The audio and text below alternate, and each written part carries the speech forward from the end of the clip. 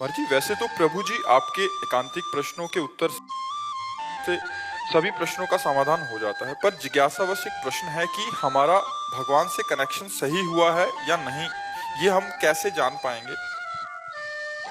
जब कोई स्थिति सुखद परिस्थिति आवे और हमारा पहला मन भगवान के पास है कि भगवान की कृपा से कोई दुखद परिस्थिति, कोई दुखद स्थिति आवे और तत्काल पहला मन भगवान के पास जाए कि भगवान ही मुझे बचा सकते हैं, तो जान लो कि हमारा कनेक्शन पक्का हो गया है प्रभु से।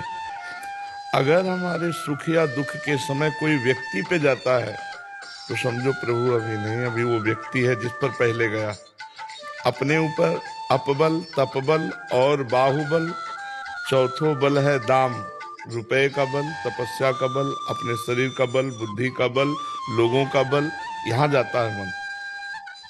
सूर्य किशोर कृपाते सब बल हारे को हरिनाम, जो केवल भगवान की शरण में उसका सीधे भगवान पे जाएगा। अगर भगवान पे नहीं जा रहा तो अभी कनेक्शन सही नहीं हुआ।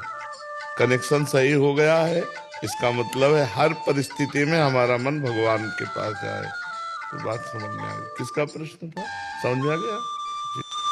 राधा वल्लभ श्री हरिवंश। दोस्तों, जैसा कि आप सभी ने पूज्य प्रेमानंद महाराज जी से आज के सत्संग में जाना कि अगर हमें यह जानना है कि भगवान हम पर प्रसन्न है या नहीं, हमारी पूजा उन्होंने स्वीकार की है या नहीं, और ये भी जानना है कि भगवान का साथ हमारे साथ है या नहीं। दोस्तों, पूज्य प्रेमानंद महाराज जी ने बताया कि अगर हमारे पास कोई भी सुख आता है, कोई भी खुशी आती है, तो हमें सबसे पहले भगवान का याद आता है। भगवान के सिवा किसी व्यक्ति का नहीं बल्कि भगवान की ही याद आती है।